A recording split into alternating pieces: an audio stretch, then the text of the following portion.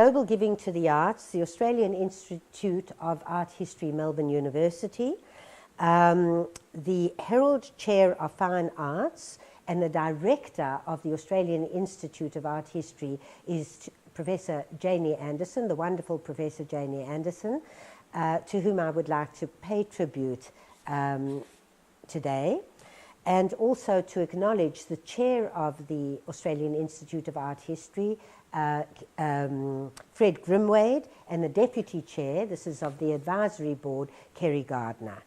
I'd like also to acknowledge all our Advisory Board members and speakers, and to say that I'm absolutely thrilled to be part of this endeavour, both the Institute itself and the conference today.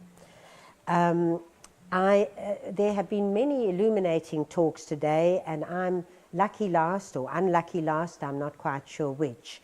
My presentation is entitled From Commerce to Community and Curating Contemporary Culture.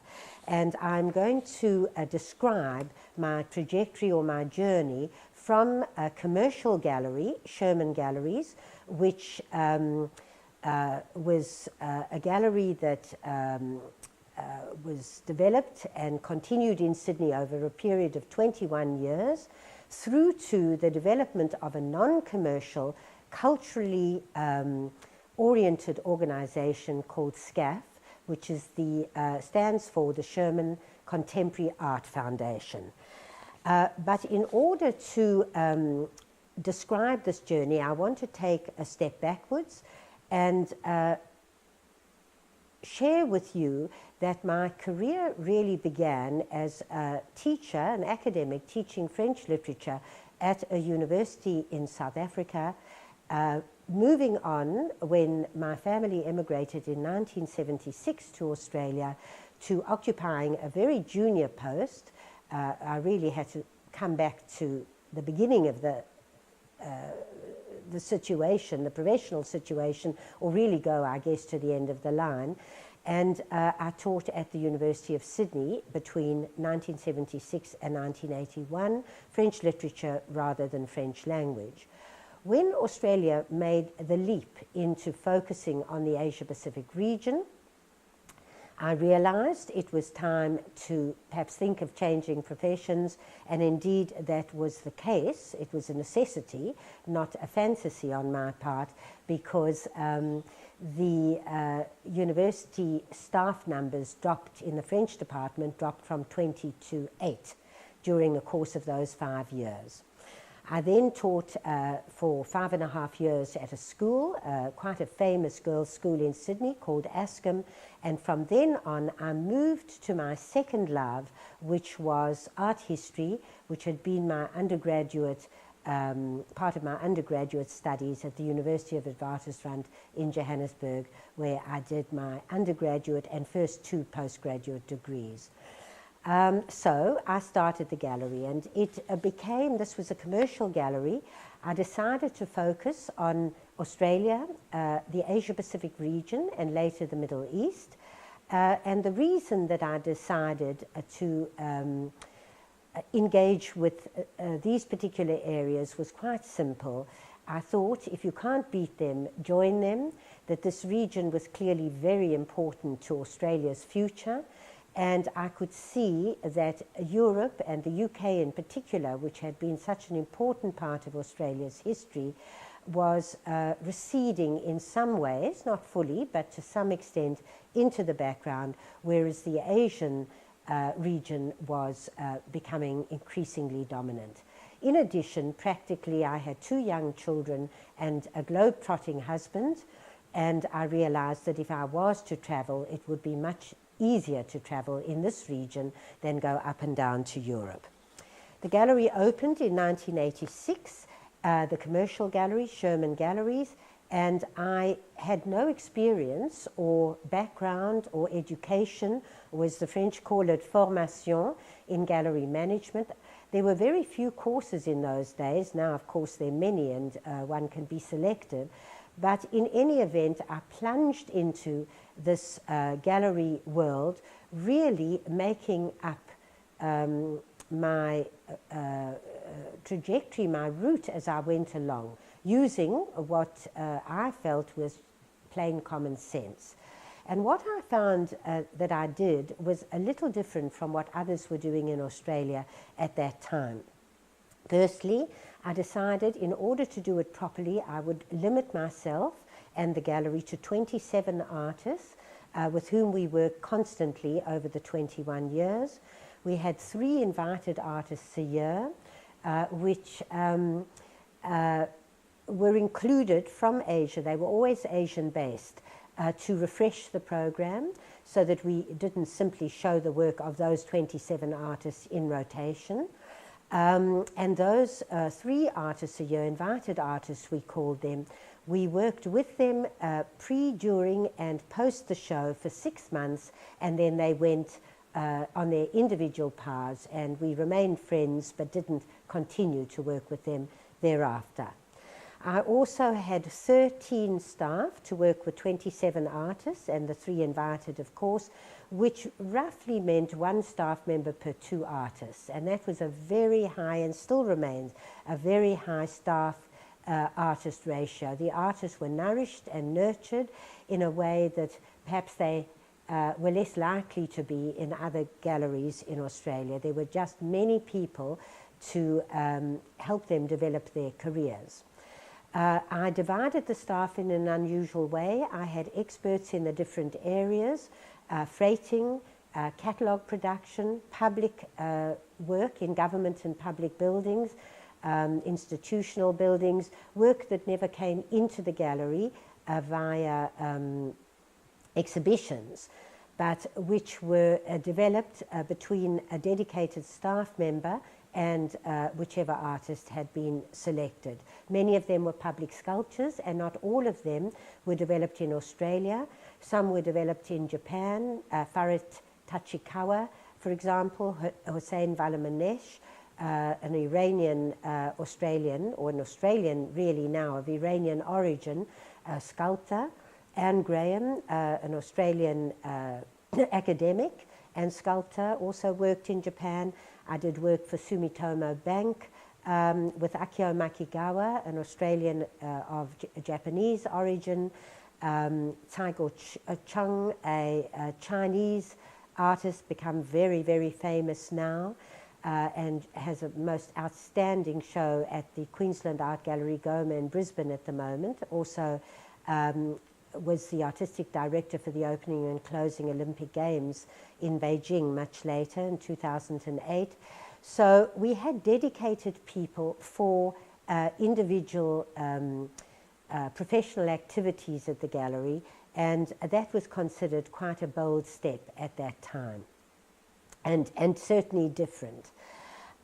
Because I'd been an academic, and because my heart in some ways always remained at least partly situated within the academic framework, I did not only pursue activities at the gallery, at the commercial gallery, that were commercially driven. So modestly, I had a publication program and a dedicated catalogue person, a person whose sole job was to organize and coordinate the production of catalogues for every show. They were very modest catalogues, but we did have a commissioned essay by a curator or famous writer or somebody who knew the artist's work well, whether national or international, and images. And the artists over time, the 27 represented artists, built up a body of these catalogues which really summarized their activities for 21 years at our gallery, and most of them showed every second year. So it was quite a long kind of textual history, quite a developed textual and image history in the days pre the internet and even pre-fax machines at the beginning.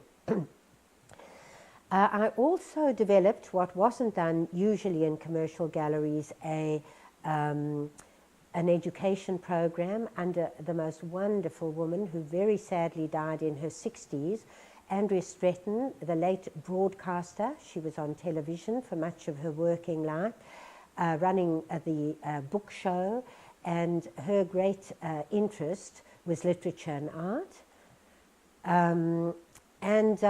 We had at least 2 or 3 times a year discussions in the gallery. For 13 years out of the 21 years at Sherman Galleries, the commercial gallery, I had 2 sites, both in Paddington in Sydney, one Hargrave Street and one Good Hope Street, one a multi-level tiny building, very vertical in shape, and the other a big warehouse building.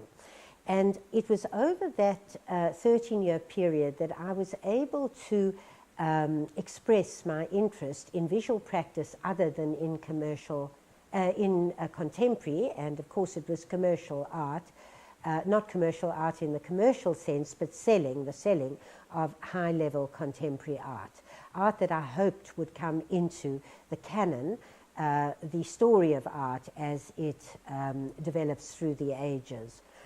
And so I had a number of shows in which I included fashion, unusually also for the time, a show that I curated myself, which I didn't often have the time to do, called Forme Appliquée.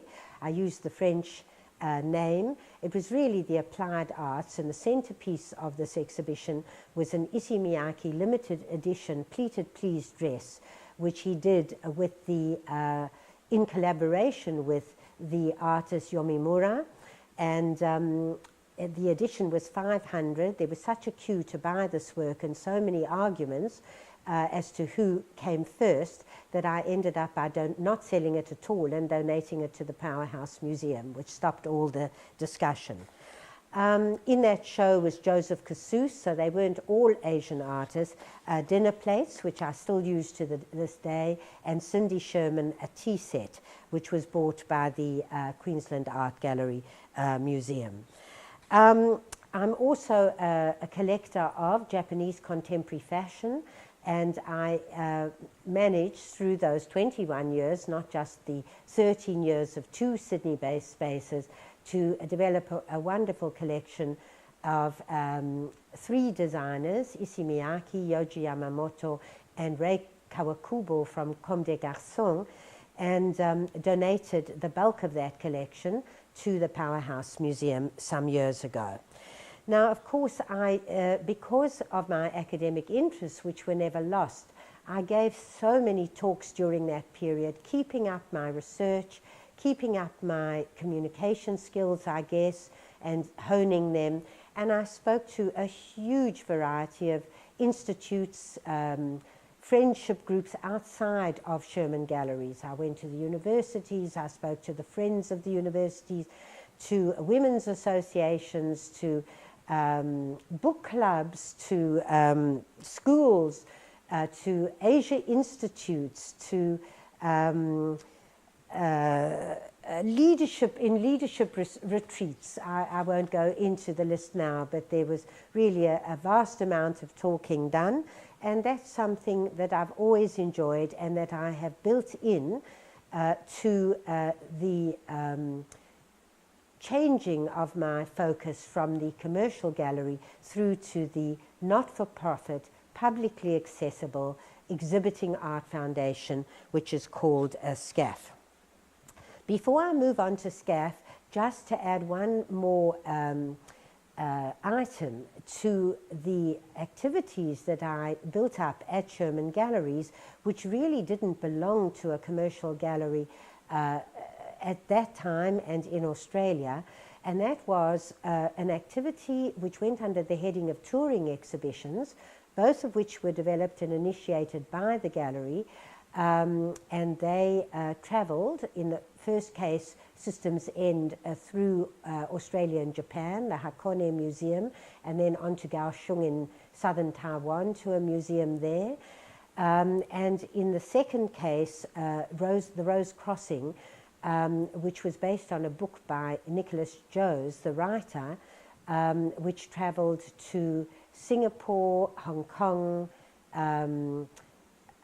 Perth, Sydney, and had an enormous following. We adapted the show as it travelled because there were museums and galleries, none of which were commercial, that varied in size, but this was a huge endeavor. And I also, because of my language sensitivity, we translated the catalogues into Japanese for Systems End and into Chinese with simplified and complex characters separately for Singapore, Hong Kong and Taiwan.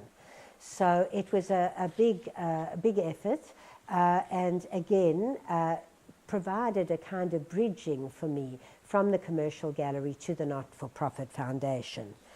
As the commercial gallery kept unfolding, it became quite successful. It blossomed. The majority of our clients were institutional, certainly in dollar terms.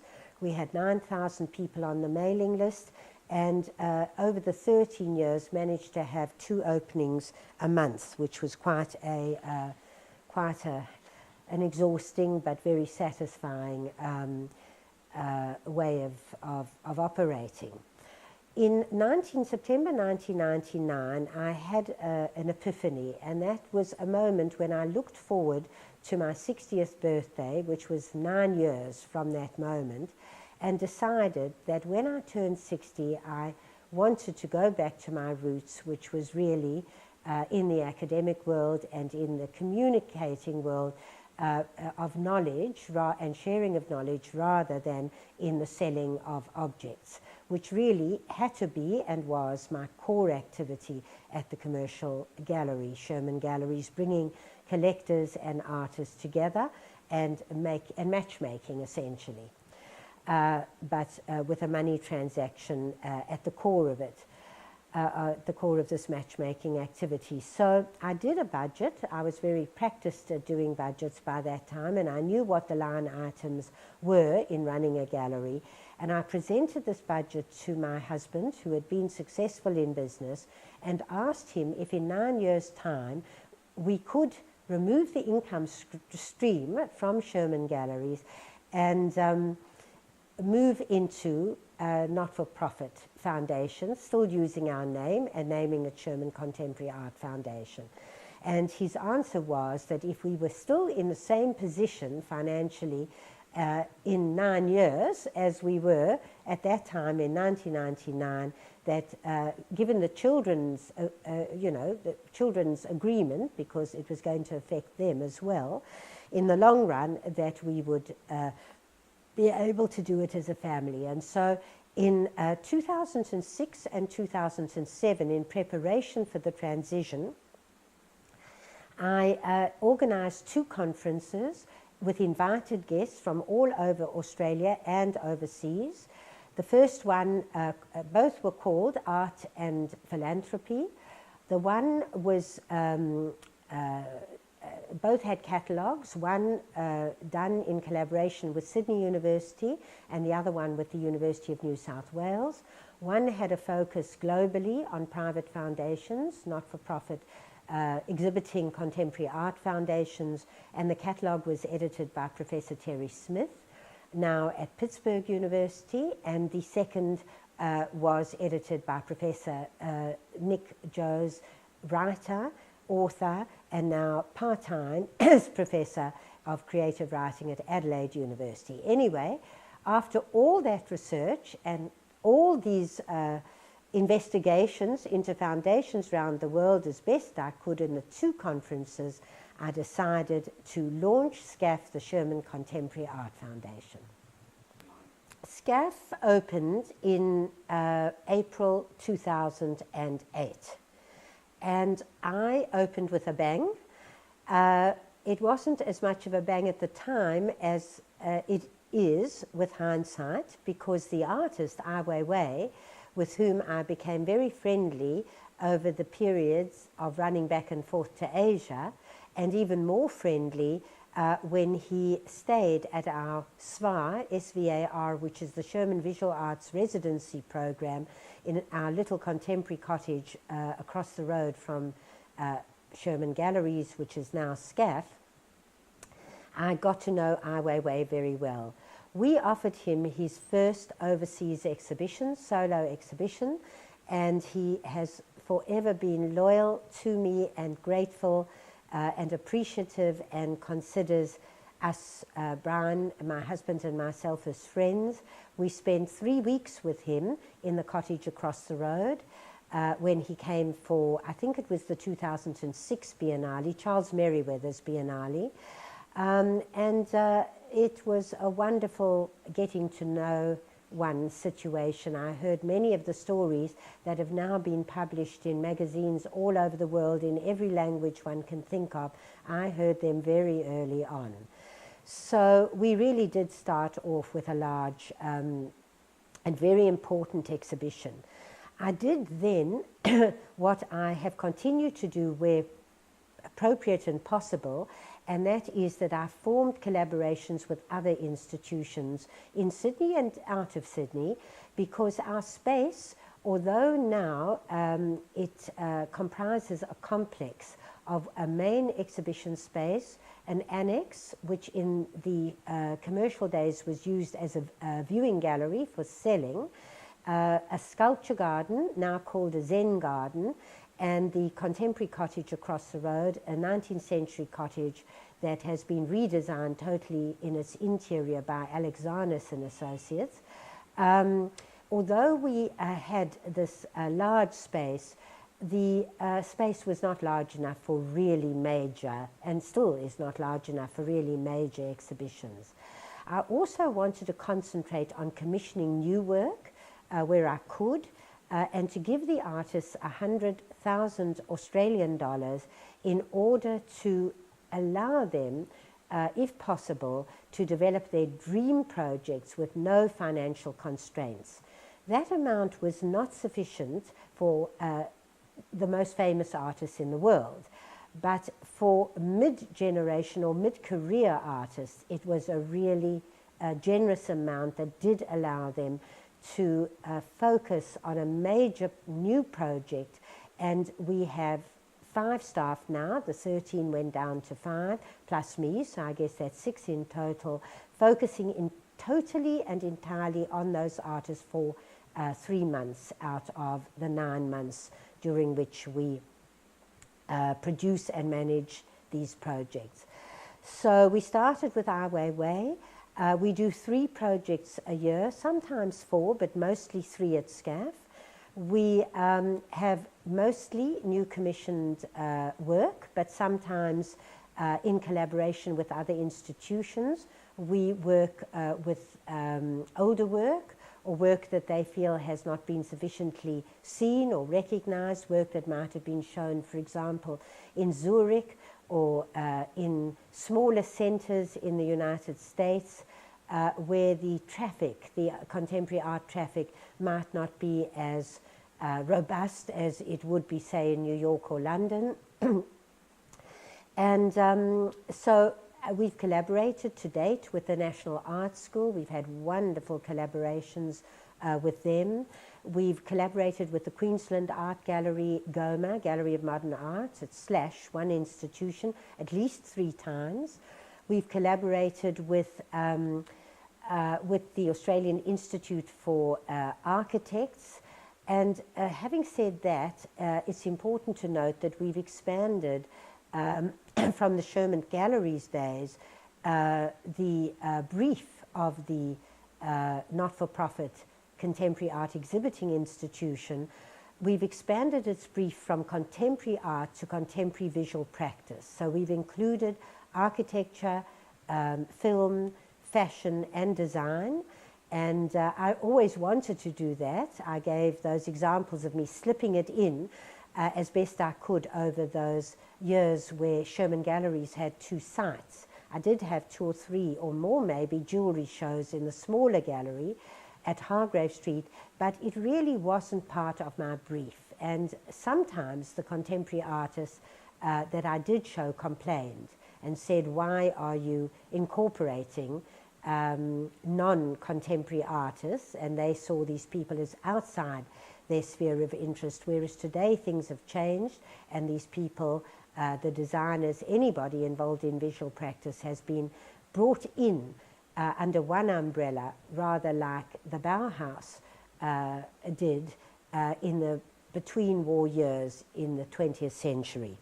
I'm never embarrassed or hesitant to talk about money. I think that elite sports people, particularly in Australia, cost a huge amount of money to develop, and the general and broad public is very aware of this. Films are very expensive, and I think when people see the camera rolling at the end of a film, the credits rolling, people understand how many people are involved in filmmaking. But somehow with galleries, because people come when the work is completed and there's no sense of what is happening behind or has happened behind the scenes, people have quite a skewed idea as to what it costs to actually put on an exhibition. And so for that reason, I feel very comfortable sharing how much this foundation is costing and how that money is made up. It costs the family $1 million a year, Australian, to run.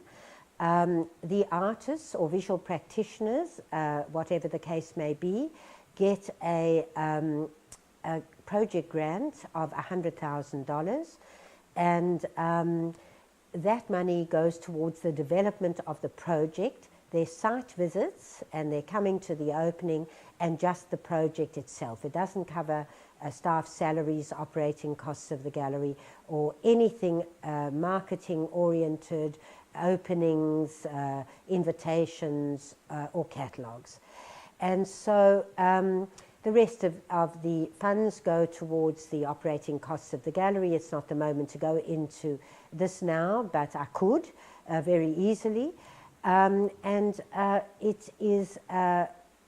It was my intention not to ask for outside money or support unless it was offered to me, which it has been on a number of occasions. Very generous sponsors have offered support, unsolicited, been proactive in their generosity.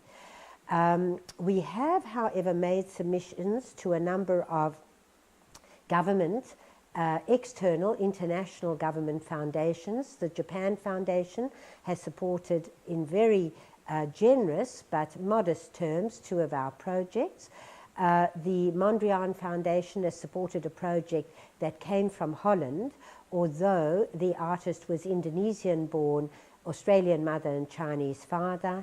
And we've had 1 or 2 very generous private sponsors, both for catalogues and one sponsor for an entire show, where we commissioned a major new work, which is in France at the moment, actually in Nîmes, called Erasure, from a Vietnamese artist called Dinh Cu Lê. Now, at the moment, this foundation has been going for 7 years. The family is reaching out only for the first time, very slightly, to get a patron circle together. We have 10 members so far and are looking for 15, and that will help, all in a modest way, to help the foundation to underwrite this expensive but absolutely thrilling, satisfying, exciting, and for me nourishing activity that I've been involved in doing now for the past 7 years. We have an enormously active Culture and Ideas program now. This is the part that I did only modestly under Andrea Stretton during the years of the commercial gallery, but now am much more focused on. I have the time, and this is really the focus of SCAF, the foundation. We do a much more serious and much larger, more comprehensive, more scholarly, more visually complete catalogue for every exhibition. The catalogues cost $20,000 roughly. They vary slightly, and they become the most marvelous record of each exhibition. I'm absolutely devoted to the catalogue principle, and I know today we've got the net and other cheaper opportunities, but I'm of the generation that still believes a beautiful book is worthwhile and worth the money. And of course it all goes on the net as well. Our Culture and Ideas Forum series is made up of a series of speakers and interviewers. Sometimes for each exhibition or for various exhibitions, there could be 20 events ranging from panel discussions, cookery classes for children, cookery classes for adults, making sculptures or buildings out of Lego for the Oliver Eliasson project, and a range of conversations both in and out of the gallery with writers, book launches, film screenings, fashion parades, events, and the list goes on and on. I want to make that area of SCAF as rich as possible and as satisfying as possible for our audiences. They're always free, and we really have been surprised. I've been enormously surprised at the appetite for this enrichment program. They relate directly or indirectly to the projects themselves. Once I became heavily involved in SCAF, I went back to the research I had done on private museums, private foundations, not-for-profit exhibiting contemporary art foundations. And what I discovered, to my surprise to an extent, although not entirely, was that this sector had grown so exponentially since my 2006-2007 very intensive research explorations, which obviously preceded my launch from commerce to community. And so I became involved. I was invited to become involved, but became very happy to get involved in a private museum forum, which took place under the directorship of a BBC broadcaster, Philip Dodd, an Englishman based in London, who had developed an institute or institution really called Made in China, and had become enormously proactive from the UK side on what was happening in China today. And he decided, under the umbrella of the Basel Hong Kong Art Fair, which takes place in May each year, and has only quite recently joined up with the Basel Art Fair, the most famous and the most long-standing of all the contemporary and modern art fairs in the world. The two, Hong Kong Art Fair and Basel Art Fair, joined forces, and under that new umbrella, Philip Dodd set up this forum. Invited people were asked to come and talk about their private art foundations or museums. I went to two forum sessions. I missed the first one. And now, as of 2014, the forum, from my perspective, has sadly moved to London, which makes it much more difficult for me to go. I will try, but it's a bigger ask now, whereas I was going to the Hong Kong Art Fair anyway.